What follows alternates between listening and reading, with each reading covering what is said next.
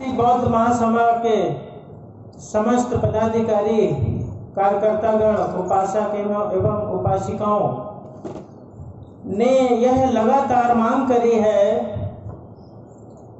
कि भारत के संविधान को अनिवार्य शिक्षा के रूप में पाठ्यक्रम में शामिल किया जाए। यदि भारत के संविधान को अनिवार्य शिक्षा के रूप में पाठ्यक्रम में शामिल किया जाता है तो देश के नागरिकों को शिक्षा के माध्यम से संविधान के प्रावधानों की जानकारी स्कूल कॉलेजेस के माध्यम से होने लगेगी और देश के नागरिक भारत के संविधान के अंदर वर्णित अपने अधिकार, कर्तव्य और राज्य के दायित्व, निर्वाचन आयोग के दायित्व, चुनाव और न्यायपालिका के दायित्व, कार्यपालिका के दायित्व, शक्तियों इत्यादि को समझने लगेंगे और इस तरीके से विधि का शासन भारत में सफल होगा।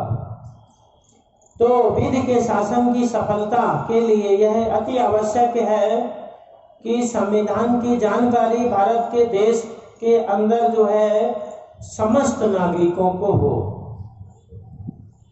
और किसी भी प्रकार की जानकारी प्रदान करने का सबसे बड़ा साधन जो है शिक्षा ही है। तो इस निष्कर्ष पे हम लोग पहुंचे हैं। आगे जो है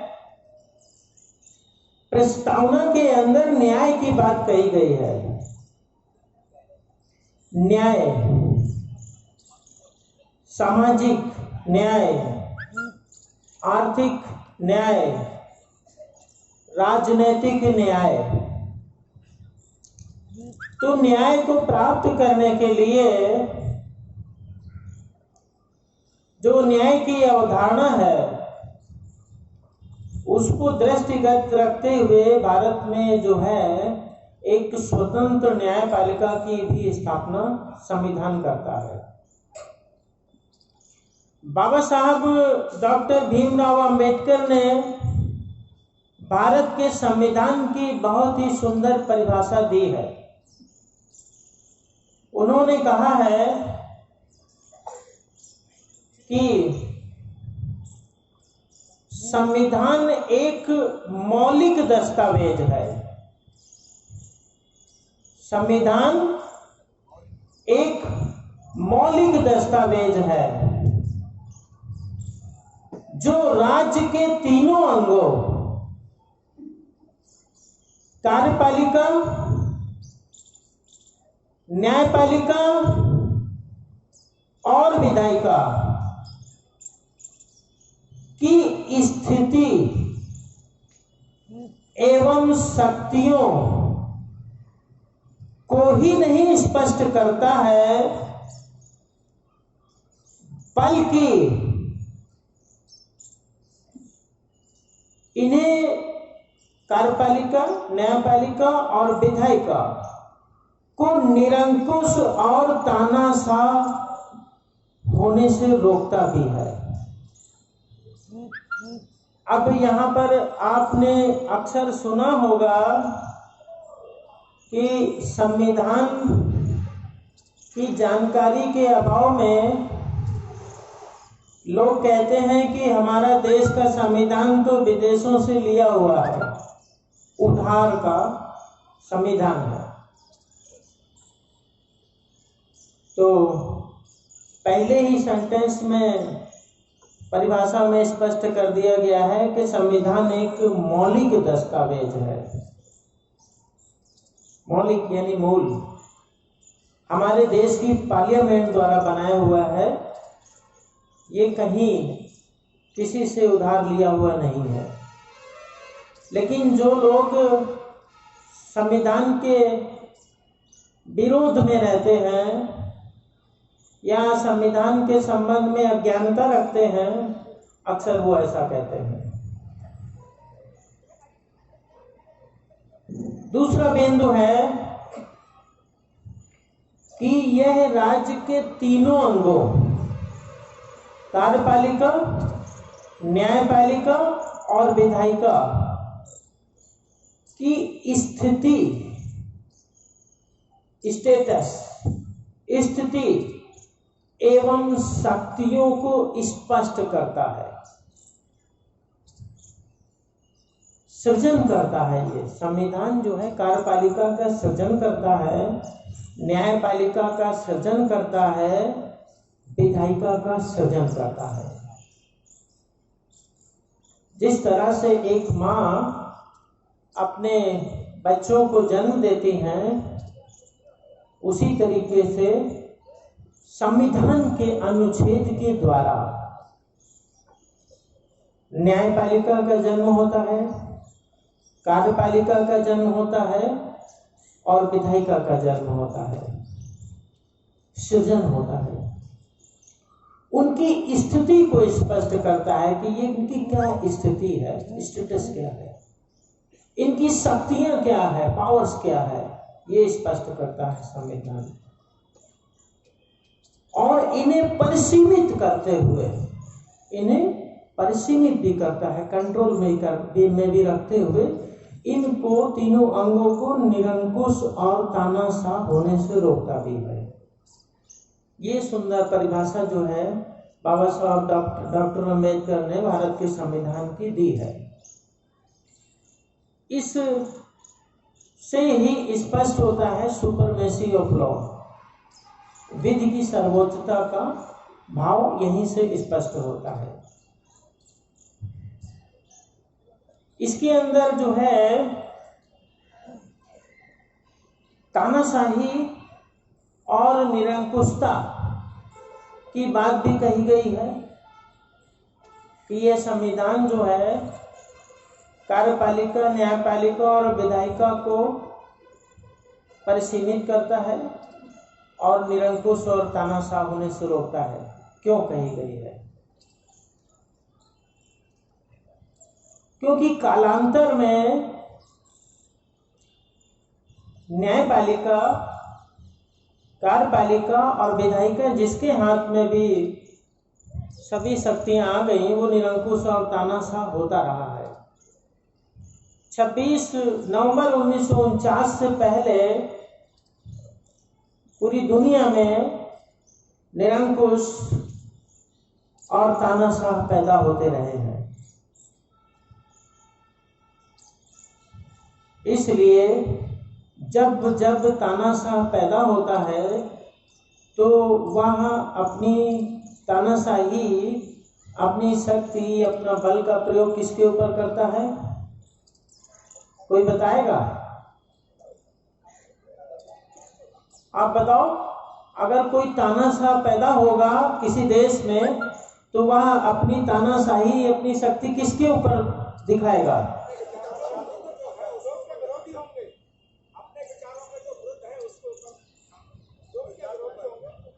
जो उनके विरोधी होंगे उनके ऊपर दिखाएगा, यानी जनता के ऊपर, पब्लिक के ऊपर, है ना। अंततः पब्लिक को ही शिकार किया जाता है और संविधान क्या चाहता है कि भारत में कोई तानाशाह ना बने। तो इस संबंध में एक जो है विद्वान थे मॉन्टेस्क्यू ने देखा कि शक्तियां जब एक व्यक्ति, एक वर्ग या एक संस्था में बहुत ज्यादा चली जाती हैं, संपूर्ण शक्तियां एक वर्ग या एक व्यक्ति में निहित हो जाती हैं, तो वह वर्ग, वह व्यक्ति या वह संस्था निरंकुश और तानाशाह हो जाती है। इसलिए मॉन्टेस्क्यू ने सेपरेशन ऑफ पावर्स का सिद्धांत प्रतिपादित किया। शक्तियों को पृथक पृथक किया जाए, यानी कि कार्यपालिका की शक्ति अलग हो, विधायिका की शक्ति अलग हो और न्यायपालिका की शक्ति अलग हो, तीनों की शक्तियां अलग अलग कर दी जाए, क्योंकि झगड़ा कालांतर में इन्हीं तीनों के बीच में होता रहता था। अगर राजा के पास ज्यादा शक्ति हो गई तो न्यायपालिका पंगु हो गई, और न्यायपालिका के पास ज्यादा शक्ति हो गई तो राजा पंगु हो गया। कहीं कहीं पे कार्यपालिका इतनी शक्तिशाली हो जाती है, हावी हो जाती है, जिसकी वजह से तानाशाही उत्पन्न होती है। इसलिए मांटेस्क्यू कहते थे कि कार्यपालिका, न्यायपालिका और विधायिका की शक्तियों को अलग अलग रखा जाए। विधायिका क्या होती है? विधायिका से आशय होता है संसद और विधानसभा। जहां पे कानून बनाए जाते हैं उसे विधायिका कहते हैं, और जो उन कानूनों को लागू करती है उसे कार्यपालिका कहते हैं। और जब किसी मुद्दे पर विवाद हो जाता है विधिक मामलों में, तो वह उस पर निर्णय करने का अधिकार जो है न्यायालय के पास होता है। न्याय निर्णय का काम न्यायपालिका करती है। तीनों की शक्तियां अलग अलग रखी जाए। मांटेस्क्यू ने कहा, क्यों कहा कि जो है कार्यपालिका की शक्ति अगर न्यायपालिका को दे दी जाए और विधायिका की शक्ति भी न्यायपालिका को दे दी जाए तो न्यायपालिका क्या हो जाएगी? निरंकुश हो जाएगी। और अगर न्यायपालिका और कार्यपालिका की शक्तियां विधायिका को दे दी जाए तो विधायिका निरंकुश हो जाएगी। इसलिए उन्होंने कहा तीनों की शक्तियां अलग अलग रखो। और भारत के अंदर अब सवाल ये पैदा होता है कि अगर हम तीनों की शक्तियां अलग अलग रख दें मांटेस्क्यू के अनुसार, तो क्या होगा? न्यायपालिका अपने मामलों में निरंकुश हो जाएगी? नहीं हो जाएगी। कार्यपालिका अपने मामलों में निरंकुश हो जाएगी और विधायिका अपने मामलों में निरंकुश हो जाएगी। तो भारत के अंदर जो है सेपरेशन ऑफ पावर का सिद्धांत भारतीय संविधान में लागू किया गया, अनुच्छेदों के माध्यम से बनाते समय ही लागू कर दिया गया है, परंतु चेक एंड बैलेंस का भी सिद्धांत लिया गया है। चेक एंड बैलेंस के सिद्धांत के अंतर्गत न्यायिक शक्तियां कुछ विधायिका के पास है तो कुछ कार्यपालिका के पास है। जैसे कि कौन सी शक्तियां न्यायपालिका की विधायिका के पास है?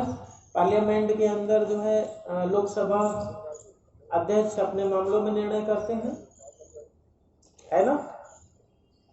राष्ट्रपति मर्सी पिटीशन सुनते हैं। जिस व्यक्ति को फांसी की सजा सुप्रीम कोर्ट दे देता है उसके ऊपर जो है विचार करने के लिए मर्सी पिटीशन जो होती है वो राष्ट्रपति सुनते हैं। राष्ट्रपति कार्यपालिका यानी न्यायिक कार्य वो भी देख रहे हैं, विधायिका भी देख रही है और कार्यपालिका भी देख रही है। उसी तरीके से न्यायपालिका अपना प्रशासनिक कार्य देख रही है, ट्रांसफर, पोस्टिंग। न्यायालय अपने खुद ही पोस्ट को देख रहा है, एडमिनिस्ट्रेशन को। और कार्यपालिका क्या कर रही है? कार्यपालिका के पास जो है जो एडमिनिस्ट्रेटिव वर्क है उसमें निर्णय कर रही है। तो कुछ हद तक जो है एक दूसरे के साथ चेक एंड बैलेंस करके बांध दिया गया है, ठीक, ताकि आप अपने मामलों में निरंकुश ना हो पाओ, आप अपने मामलों में निरंकुश ना हो पाओ, आप अपने मामलों में निरंकुश ना हो पाओ, एक दूसरे से सब बंधे। इस तरीके का संविधान भारत में बना हुआ है, जिसकी वजह से आज पूरी दुनिया के अंदर आप देखते हैं कि जहां जहां पे भी लोकतंत्र आया वहां पे सैनिक शासन आ गया। अधिकतर अपने बगल में पाकिस्तान है, कितनी बार वहां पर सैनिक शासन आया, परंतु भारत का संविधान इतना खूबसूरत बना हुआ है, इतने अच्छे तरीके से बुद्धिजीवी लोगों ने बनाया, बाबा साहब ने बनाया है कि यहाँ पर आप देखिए कि लगातार प्रजातंत्र चल रहा है, संविधान के विरोध के बावजूद संवैधानिक शासन चल रहा है, क्योंकि संविधान बहुत खूबसूरत बना है, इस तरह से बना हुआ है कि विरोधी विरोध कर रहे हैं, फिर भी हमारे देश के अंदर संवैधानिक शासन विफल नहीं हो रहा है। परंतु बाबा साहब डॉक्टर अम्बेडकर ने एक बात कही थी, चेतावनी दी थी। चेतावनी क्या दी थी कि जब उनसे पूछा गया था कि जो आपने संविधान बनाया है, क्या उससे जो है वह सफल हो जाएगा इस देश के अंदर? क्या बहुत अच्छा संविधान बना हुआ है, क्या ये भारत का विकास कर पाएगा? इस तरह पत्रकारों ने जब सवाल उनसे पूछे थे तो उन्होंने जवाब दिया था कि संविधान चाहे जितना अच्छा बना हो, अगर उसको लागू करने वाले लोग अच्छे नहीं होंगे तो अंततः वह विफल साबित होगा। और संविधान चाहे जितना खराब बना हो, अगर उसे लागू करने वाले लोग अच्छे होंगे तो वह अंततः सफल साबित होगा। तो बात वहीं पे पहुंच जाती है कि संविधान को लागू कौन करता है,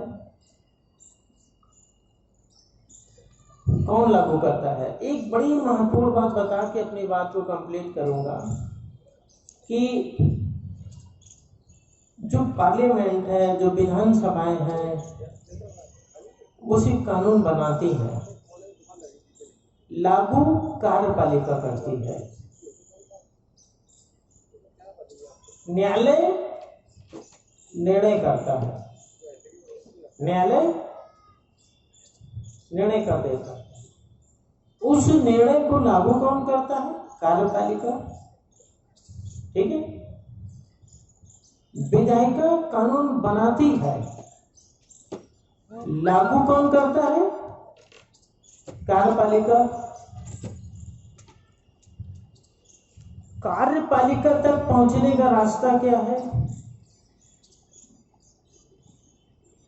कार्यपालिका तक पहुंचने का रास्ता क्या है? कार्यपालिका है कौन?